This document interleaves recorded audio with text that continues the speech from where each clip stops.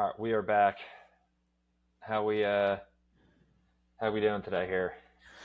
I'm good. I think I had a little bit of a cold the last 2 days, but took some Dayquil and went to bed at like 8:30, and I That's got the plenty of best. sleep, so I feel good. Did some yoga, meditation this morning. That's the best. I knew something was up on my Monday run where I was like, "Yo, I'm like a third of the way there, and it's only 4 miles." I'm like, I feel off. I felt like it was a sludge, which was odd. That's the So I worst. knew something was going on. Just trying to listen to my body, which is hard to do sometimes. But Dude, that's I've been how I'm running like going. crazy It's out good. here. On Yeah, good. that note of outdoor runs, ever since getting out into the mountain area here, it's been lovely, man. Just running outside is just so much better than running on a treadmill. It's not even comparable. Yeah, and there's no excuse either. You just got to put your shoes on, open the door, and go outside. I will say it's much more difficult though. Like a treadmill, I feel like you could just kind of like Oh get a yeah. rhythm and like I don't Are you know. running on trails? Or are you running on concrete or dirt roads? A little Or both. I got a really nice yeah, concrete path that I have where like I make a left and like I have this loop around, and so that's been concrete. But there are some like hiking trails. I've been doing some trail runs, but like I don't know. I just got a path that's like super easy, like right out front here, basically. yeah. No, I mean it's different. The amount of absorption that a trail mill takes versus concrete. It's quite different. Or even pavement versus concrete. Um, 100%. for it all. And like you have to kind of train where your feet are going to, especially if you start doing trail running. It's a mental game, and you're using a bunch of stabilizing muscles. Um, I haven't done a ton of trail running, but I have done it in the past, and that's a whole another level of concentration and muscles that you use there. So Dude, I learned good for I you, though, learned the man. hard way because I did a trail run the other day and it was just so sick, like the scenery. So I took like a little video and like I wasn't fully paying attention Ain't and like I shit. was trying to like stop the video and I just fell. So like on the video, I like could just completely wipe out. And Okay, so thankfully it was we'll on a we can trail, like splice. I didn't hit anything. So we can splice that in to this, so we can get that. I want to see that I shit. Like, I will see the editing skills that I have to get that thing uploaded there. That'd be sick. just throw it at the very end or something. That'll be easier. All Uh, that's right, funny. I'll make a No, I've note. ate That it would be on that'd trail be a runs good. for sure. Like it's bound to happen. Like yeah. So that's cool though. But I think today we wanted to try something new. Because we didn't really have a lot of hot topics to go over. But this is also, I think, something fun we can do is just do some live audits on a website and just kind of get a feel from an SEO paid perspective. Um, see what these people are doing. And I think the first one we wanted to put under radar was CrowdStrike. Good old CrowdStrike. Figured this would be timely. They were in the news for some unfortunate. I don't even know what you'd call this, like a data breach. CrowdStrike fault bug outage. They're calling it. So I'm sure everybody at this point has heard CrowdStrike. Had a bit of an error last week there, where like they A went to like snafu. update, and airlines and health networks were like completely out of it. Dude, I saw like the Delta Airlines like canceled more flights this past week than they did like all of 2022 or something crazy like that. Yeah, Like they're Delta got really hit going through it. hard. Yeah. Yeah, it's a rough week to travel. Whew. So Yeah, they said it was a security like push that went out that then broke the system, and some people are saying like, hey, they didn't sandbox or test it on their dev environment or their sandbox environment enough to see if that happens. And honestly, it's very relevant for even client stuff, where I hate making changes on live client website as small as it is.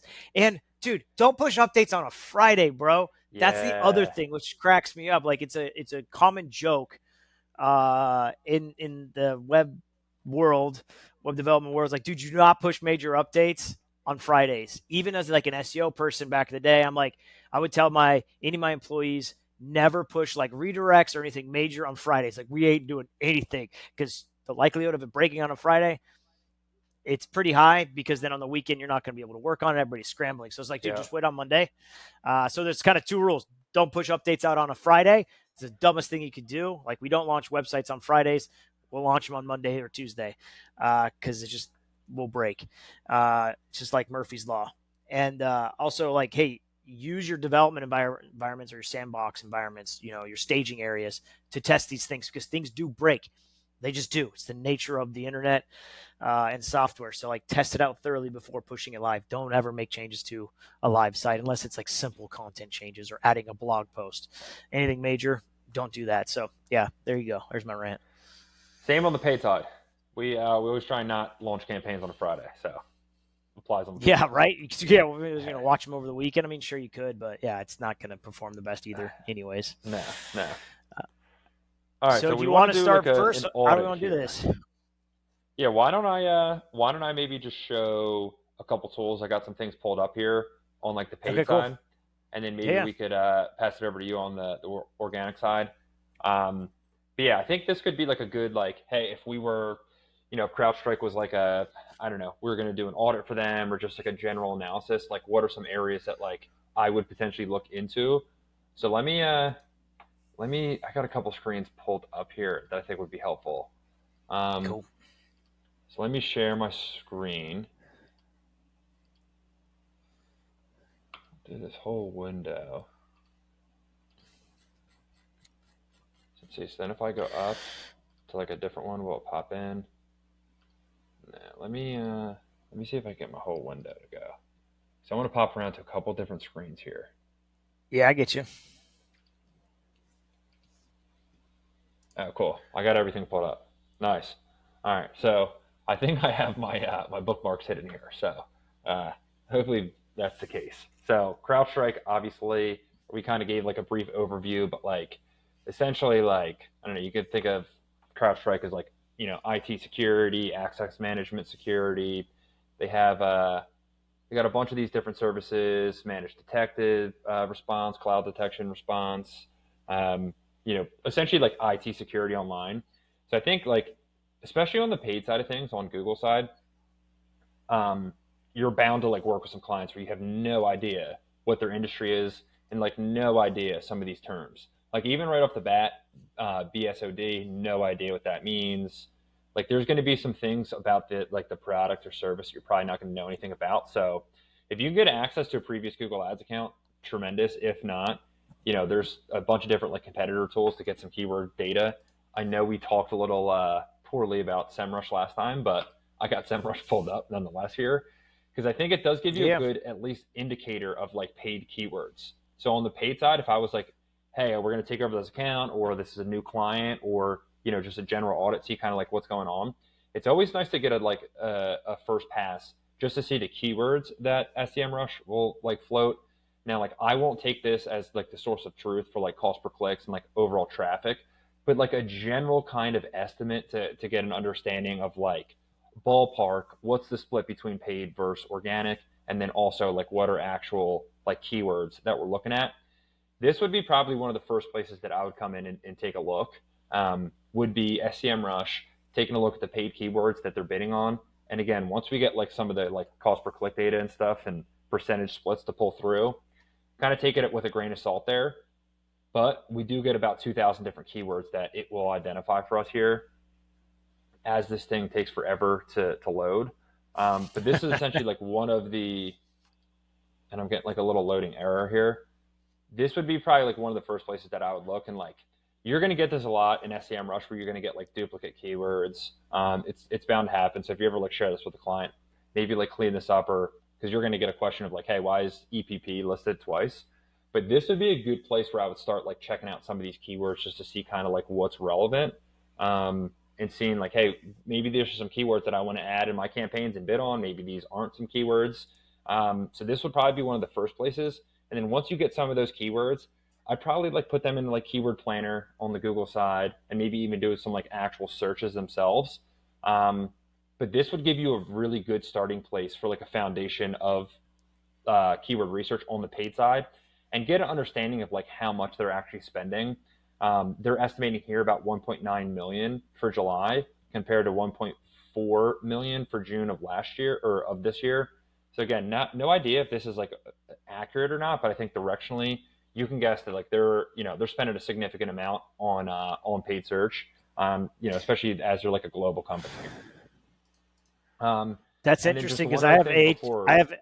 I'll pull it up on my side when we eventually look at it, but I have Ahrefs pulled up and it's like wildly different as Is it far as really? costs.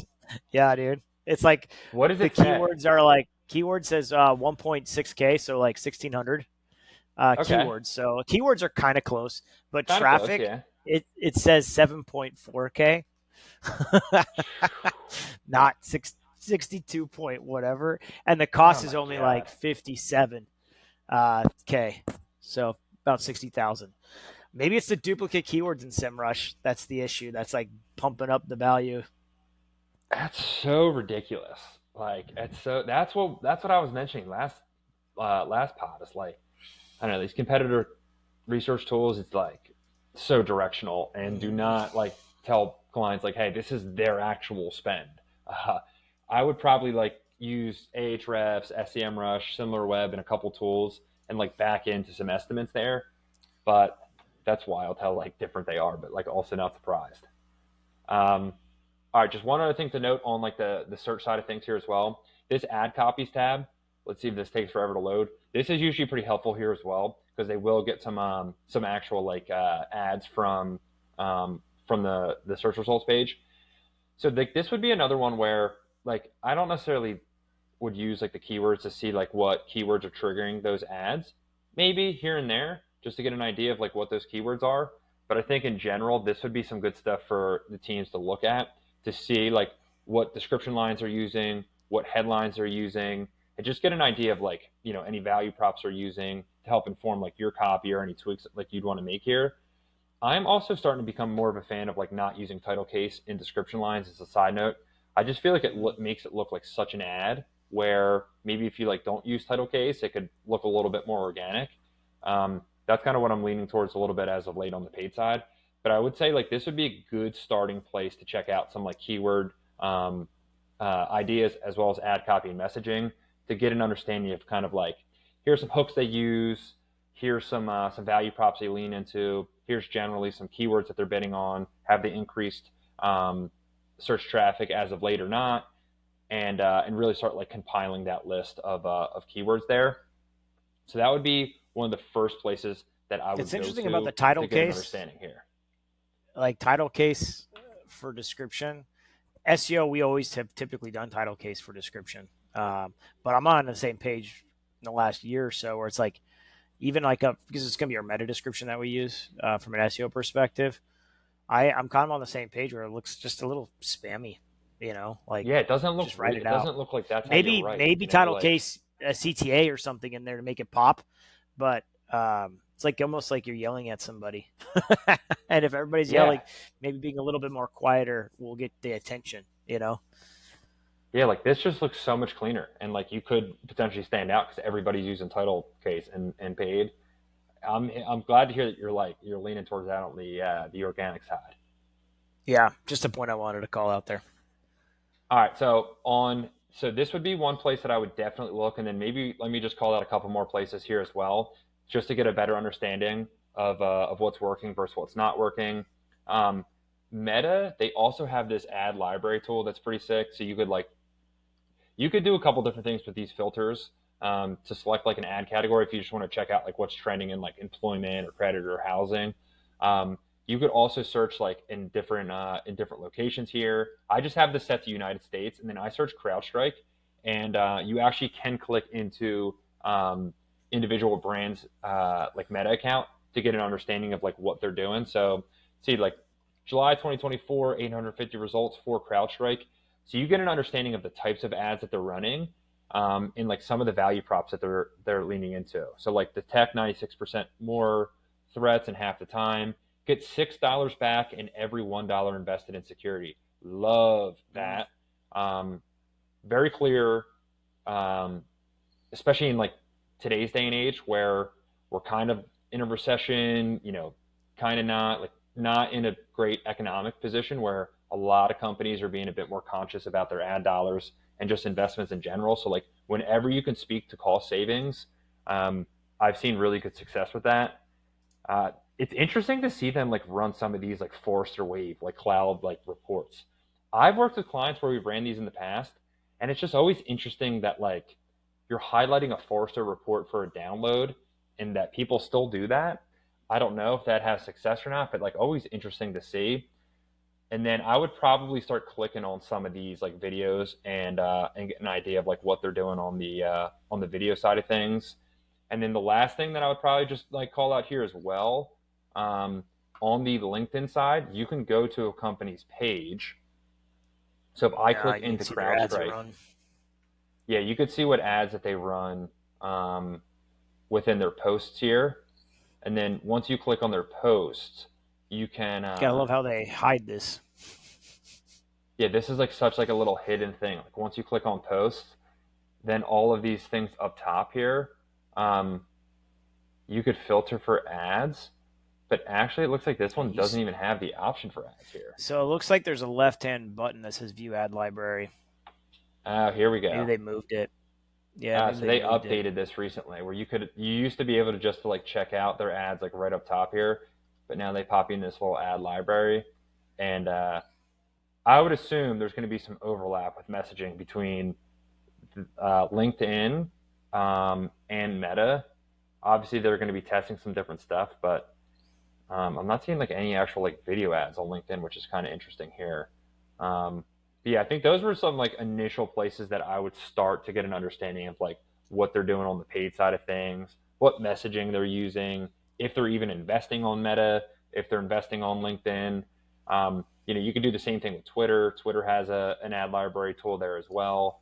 YouTube, you could do the same thing. So like, not going to go into every one of those tools, but you can kind of get an understanding of like some of the places that you can look and some of the things that you kind of keep an eye out for.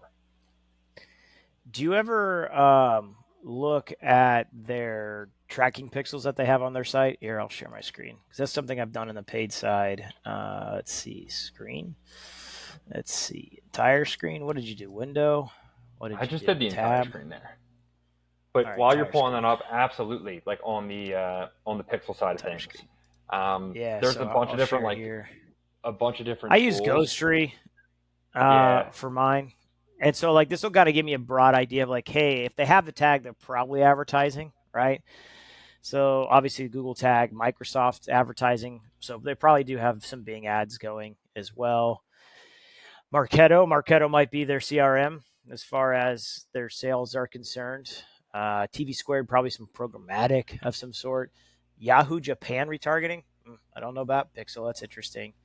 You got Facebook, Content Square. I'm not familiar with Content Square, but I'm sure that's some sort of programmatic of some sort. LinkedIn, some more Google tags, and then site analytics. So you got Facebook. So they got clarity on here, so you know they're tracking people's usability. You got LinkedIn, Google. Their consent tool is OneTrust. That's cool. They have some Adobe tags too, so they probably have some sort of enterprise account when I see that. I don't know about Drift. Social media, I see Reddit, which is interesting. So they might be doing some Reddit ads on there. So would I always assume. like looking at pixels and tools like this just kind of collect it up, which is nice. And I And then think, yeah, you can. what's his Chrome extension called? This is just Ghostry. It's free. They do have a paid version that you can load into more. Or you can not load into more, but you can block actually sites a bit better, I believe. So it's Cloudflare. So yeah, this will kind of give you some more stuff that's going on. So that's kind of good to know.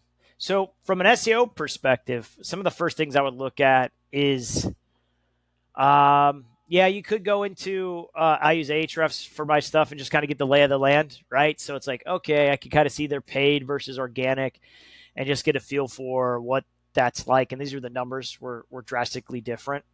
I would say probably organics in either platform, SEMrush versus paid. I feel like organics a little bit more accurate as far as the metrics that's pulling up. And so I just kind of get a feel for what this is. I would click on, the keywords themselves just to kind of see what keywords they're ranking for. And obviously they're probably gonna have a lot of branded up front. So I might want to remove, branded keywords in here. So you can do a filter of like, let's see, where is it? More filters. Keyword contain, does not contain, phrase match. Yeah, let's just do this and we'll just do crowd and see what happens. Okay, that did not work. Phrase. What is it? Contain. Doesn't contain. What's phrase match? I guess partial match is fine. That's probably what I needed to do.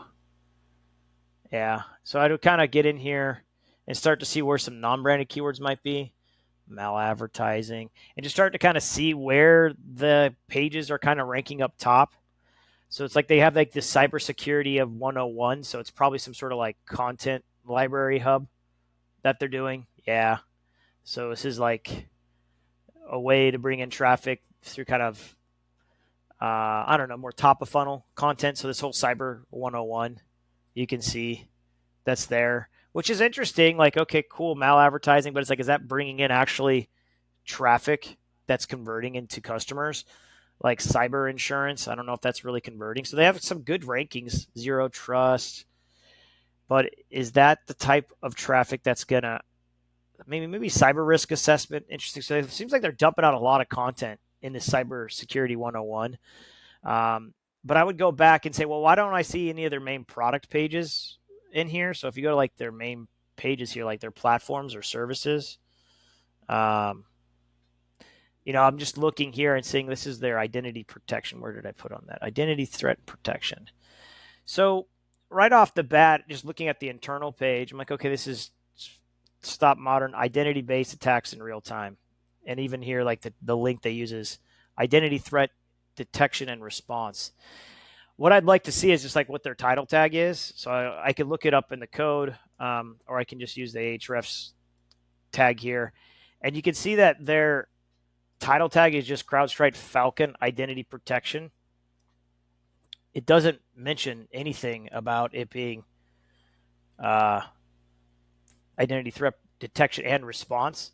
So it's kind of like limiting. Like they don't even actually have like their main keywords in their title tags. That's wild. So like basic changes could be helpful in just putting that in there. And even their the meta description is not bad. It's a little short, but at the same time, it's still not using the same keyword. So I would kind of weave in more of this real time, like literally like identity threat detection and response. Like I would probably say like real time identity threat detection and response is like not there. So then I kind of go see if this is a similar kind of feel that I'm looking at for other pages. So the leader in endpoint security. So if I look at their title tag here, it's like endpoint security products, CrowdStrike. They have room. I mean, is there other keywords we could go after? Maybe. Let's see what's on their services. Let's do like technical risk assessment. Let's see. Let's see. Technical risk assessment services. So that's actually pretty good. It's kind of describing what this is. Ooh, okay, pop up. Not bad that it didn't happen right away. What is this? Try for 15 days. Who is this trial for? This form's kind of, I don't know. I don't really like this form too much. I don't know. It looks a little chunky. I wonder if they trigger that if you're on like 3 pages or more. Like what fires? Probably, which I would assume. You don't want to have a pop up happen right away. I've seen that happen so many times. Actually, this past weekend or the weekend before, I got caught by an Instagram ad for like ordering a new harness for my dog. I clicked on the Instagram ad. I'm looking at it, and like literally the pop up pops up, and their disclaimer pops up for cookies. I couldn't even navigate to the website because I couldn't close any of those out. It's like any traffic that was sending. So I sent a message via Instagram to those guys. I'm like, hey, you might want to look at your landing page experience on mobile because I can't navigate the website whatsoever. If you need some like digital marketing help, let me know. But it's like simple things like that, like people don't look at, that could be causing some major issues. But being that this thing popped up later, that's good. So, I mean, looks like there's some title tag work that needs to be done, which title tag's not the end game of stuff. We could look and see what their H1 structures look like. Okay, here you go. I would normally look at the source code, but this tool from Ahrefs kind of shows me they have multiple H1 tags on the page. You really want one from a hierarchy structure going down. So what's weird is the definitive native security platform. So these H1s, where the hell are these? I bet these are in their navigation. And then they finally get to the H1 on here. It's just lazy coding where it's like this in here. I think here it is. That right there is an H1. It's just really lazy coding. That's Like wild. your navigation shouldn't have header tags. It means there's small things. SEO is about all the small things that add up, but that would be one thing I would call out from a technical recommendation. It's not going to be game changer. It's not going to get killer rankings right away, but it's just just kind of looking. You kind of get like a feel for like, has the site been lazy in their SEO? You kind of start predicting some other things. One other thing that I like to do is with this tool here from Technical SEO. It's their fetch and render tool. I always like to mimic, because I don't have Google Search Console on the site, so I can't like crawl the site and pretend I'm Google, but this does it. So if I do this and I basically say, hey, load CrowdStrike.com as Google SmartBot, smartphone, obey the robots teas, render it, and let's just see what kind of it mimics coming back. Just to kind of see, like, hey, is it getting crawled okay? From a user perspective, it is. But what's interesting here, I got to look into this more, but the CrowdStrike.com forwards to a ENUS, but then that's a Yep, that's what I get. 403 error. A 403 is like you shouldn't be able to index a 403 response code. So that's a little bit weird that there's a disconnect because I think it pulls up, sorry, you've been blocked. Like literally, this is what Googlebot's seeing, is they're blocking the site. Probably because they have Cloudflare set up in a way. So it's a little weird that your redirect goes to a 403. It's inherently probably not bad because Google understands it and follows through it, but like you don't want this to happen. Like you don't want to have Google decide that it's okay or not. But also when I look at this here, I then want to see if they have, I don't know if this has got href tags in here. Let's see. They might have it. They have so many H1s on these pages. It's like wild to say. Yeah. So I'm also curious to see if they have href lang. So they do have. That's weird. Oh wait, so they do have an href lang set up, but Meaning what? default is the US. So they have like international sites set up based on where they're at, and the US is the default.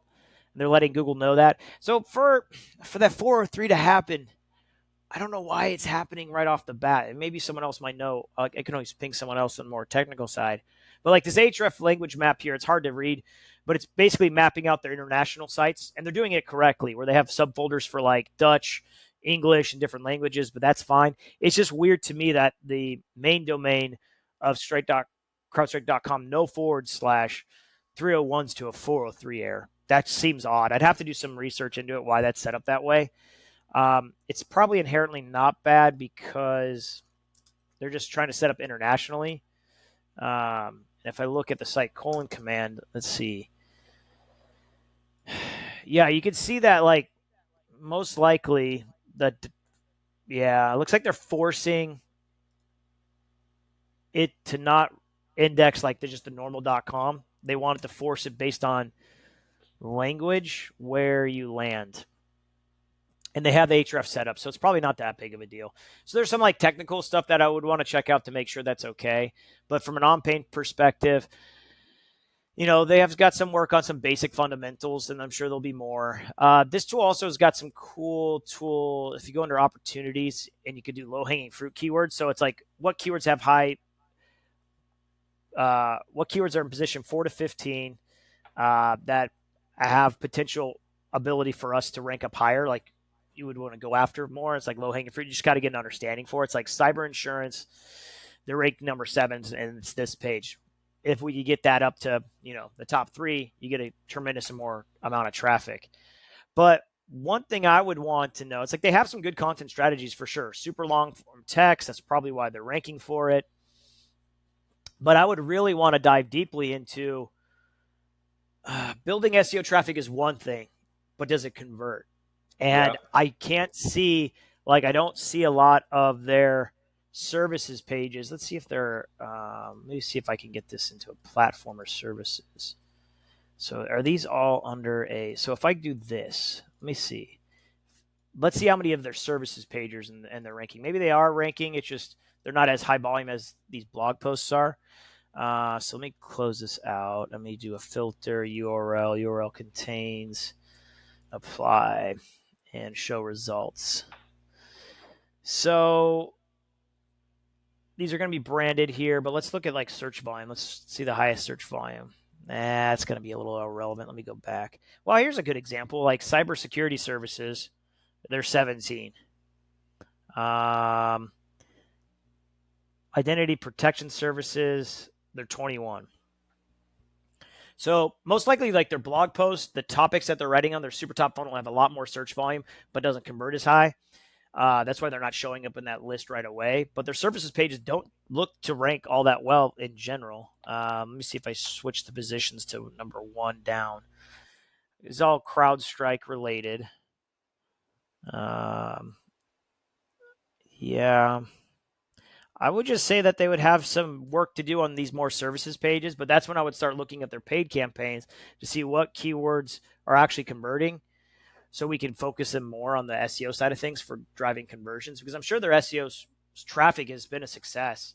I mean, over time, if I look over here, it's probably just been up over time, a good amount of traffic, but it's like the traffic that's coming is super top funnel. Sure, you can convert them over time, but I guess my pitch to these guys was like, I'm going to come in here strategically and or tactically and surgically. Let's look at your services and your platform pages. Let's really try to optimize those and rank those higher.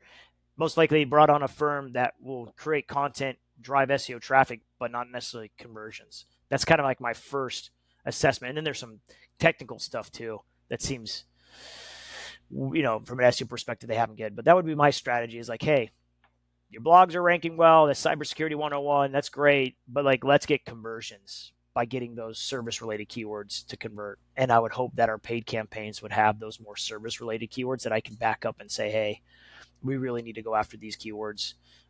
They won't drive as much traffic, but hopefully it'll drive more leads. So essentially, the potential like next step there or analysis would be taking a look at what paid keywords are converting in, call it paid search, to then see, maybe cross compare versus some of those keywords that are in striking distance and be like, hey, these are high converting, they're close to ranking, let's optimize against these. That is correct. Yeah. Mm-hmm. Cool. That Makes sense. is correct. Yeah. And it's like all these top pages, all this cybersecurity stuff. Yeah. It's a cool content strategy, but I also I want to make a note on like the paid side of things, but has anything changed with your audit process here and just general due diligence on the organic side since the, I don't know, algorithm like leak that came out as of late and some of like the insights from, like, has anything changed in that aspect about like, I don't know, your approach to SEO or thinking SEO and how you would analyze a site, or relatively like the same?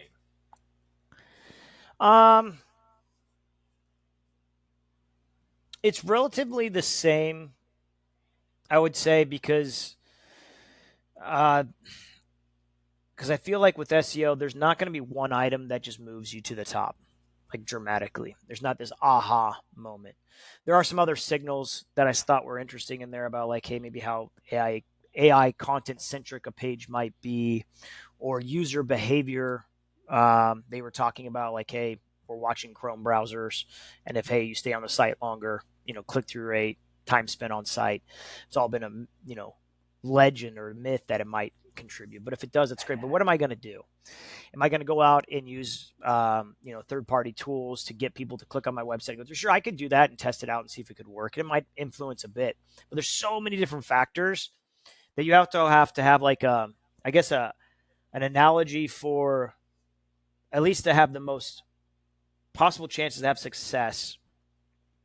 Might not be dramatic success, but it will be success or gains. It's almost like a workout routine. We have to train ourselves almost like an all-around athlete, like a triathlete from an SEO perspective, rather than, hey, we're just doing weightlifting, because you could get some good gains, but it could be lopsided and not be long-term, is my point. So if you kind of have a well-rounded approach, your odds of having the increased rankings will get there. May not be coming as fast as others, but they could be stable more long term. Is my point. So when they all these algorithm updates happen, you might add a couple things into it or look at it more, but you can't bank on it as like, oh, I need to change my whole process because of a couple different things, unless data shows it. But it just really hasn't yet. Got it. Makes total sense. Yeah, and these guys have a juggernaut backlink profile where I don't even know if link building would be needed. Maybe because their individual platform pages might not actually have a lot of backlinks, because most of the backlinks are probably going to the blog or their homepage. There could be a thought process where you do need to get some backlinks into these services or platform pages if that's the strategy we're going for. To be very targeted and push that up. That might be needed for it. But when you have a site this big and this dominant, sometimes it's about just optimizing the on page, and the authority is already there and it should lift up. It's already there. Yeah. So link building might not be a needed thing. Like I wouldn't start off right off the bat with it. I would just do some heavy on page optimization, technical optimization, and then see where things sit for the next 2-3 weeks, maybe month or so. And then if we're not seeing the gains that we want, then look at link building as the next option for it. But they seem like they have a good content strategy team, but just there's some tactical or SEO kind of items that I think could be deployed. For sure. I wonder if the recent news, like they probably had so many articles written about them and so many mentions. Sure. Would that have like a positive impact on SEO in a way? Yeah. It's kind of one of those scenarios of like, yeah, here, I'll show you this. Obviously not great news. What is that? Bad press is all press. Bad all press is good press, regardless. I was just thinking that. I don't know what the whatever, but like essentially good news, bad news. Yeah. So check this out, dude. This is the referring domains. Pretty steady. It's kind of what Google wants to see. A big spike. Well, they just gained 2,000 or so. Or is that 1 year? So they're at 18 to okay. So that's 2, 4, 5,000 backlinks, and these are referring domains, which is most important from an SEO perspective, not the amount of backlinks, but the actual referring domains. So, but they're all probably branded and they're all probably going to their homepage, which is fine. It'll have that kind of champagne chandelier effect and help out the rest of the pages on the website. So I would anticipate that naturally their organic rankings in theory would go up. Of these either do follow or not, it's not 100% clear, but yeah, that's a good point. But that's a spike of press that happens, and they're going to get a lot more referring backlinks, which is technically a good thing. Because I do remember from bad.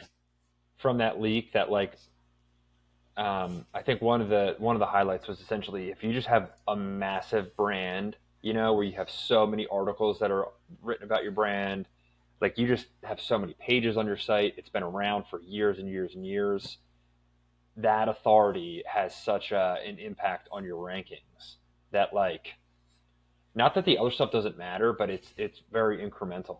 Whereas CrowdStrike just being such a large brand name, having so many referring domains, I would assume they just naturally get traffic because of that.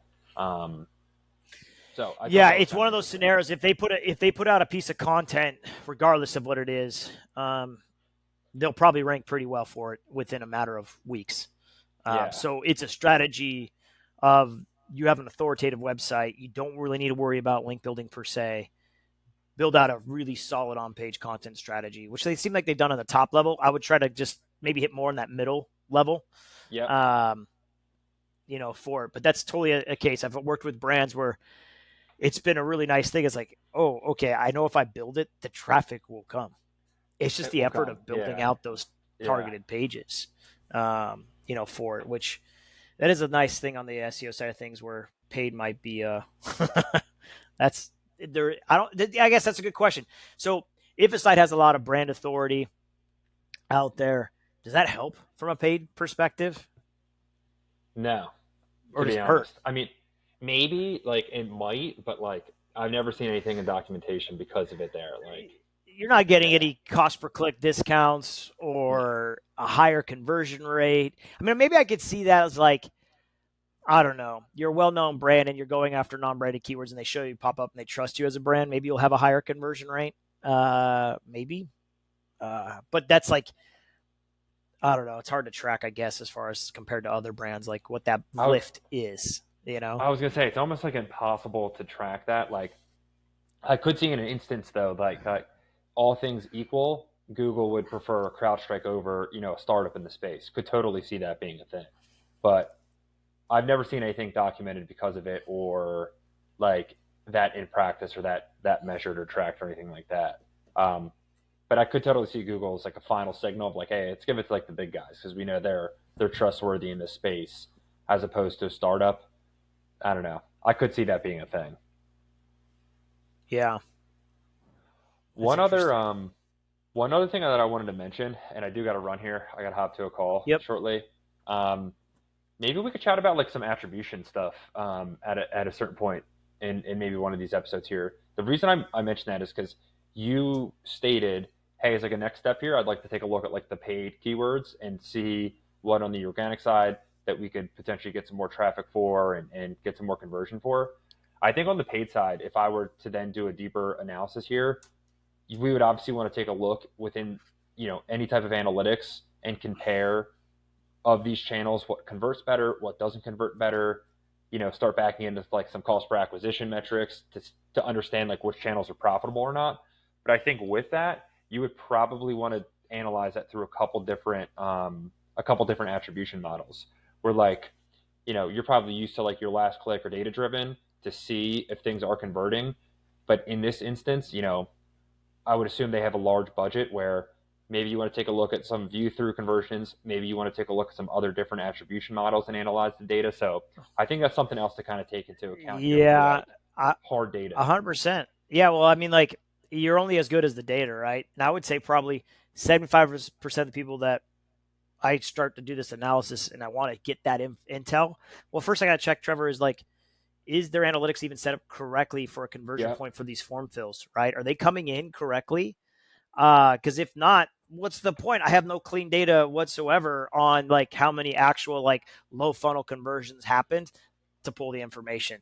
And then it's like, well, why isn't that set up, etc. And then yeah, for sure. Because one thing I would want to look at is like lag time between conversion event, like or when they That as first well. see the Yeah. brand and convert and see. So totally get it. But we'll wrap it up there. I know you got a jet, but yeah, cool audit call. I mean, if anybody else wants an audit for free, let us know. We'll get it done. But I like these little formats. This is fun, and maybe if we do these enough, we'll kind of see some reoccurring themes that we can build out um, from and talk to because I feel like there is. 100%. All right, cool. We'll All right. catch you all here next Thanks, time everyone. and maybe chat some attribution here.